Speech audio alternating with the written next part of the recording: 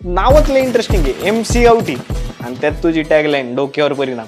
Hip hop हे काय नक्की रे? मराठी हिपहॉप तू या सगळ्या क्षेत्रांमध्ये नव्हता, तुला जाणून बुजून किंवा तुला यावंच लागलं. तर काय विषय होता दादा तू? म्हणजे RX 100चा मेन विषय काय माहितीये का?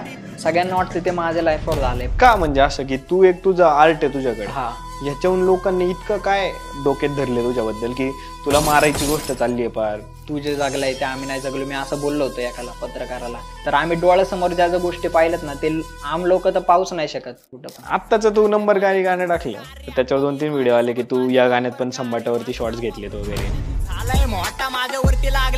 तुझं स्टँडचं काय वाकडे? पण कुणाला काय माहिती काय लिहलंय कर्मात, थांबलंय दारात यमराज.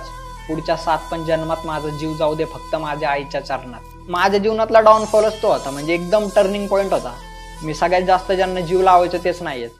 काय माय पप्पा त्या टायमाला होते नाही का थोडेसे. फादर बी डेंजर आहे, म्हणजे माझ्यापेक्षा माझा फादरच डेंजर आहे. चॉकलेट म्हणजे आणि अजून ती आमची वेगळी भाषा असते नाही का. असे गुन्हेगार लोकांचं एक हे असतं, ते बोलताना नॉन नॉर्मल भांटाशेत नंटाय बोलतो अंटाशी भांटाशा अंटसती त्यांची असे बोलतात ते.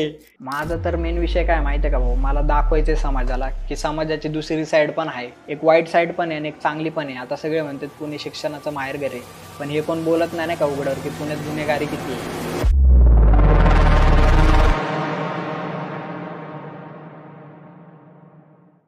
नमस्कार आणि नमस्कार म्हणजे मी तुमचा लाडका मित्र श्रीराज चव्हाण, आणि तुम्ही पाहताय महाराष्ट्राचा लाडका चॅनल दॅट ऑड इंजिनियरला, म्हणजेच मला. म्हणजे आजच्या ऑडपॉडवरती आहे ना रॅपर आलेला आहे, म्हणजे MC गावठी त्याचं नाव आहे, आणि आपला मित्र आहे तो.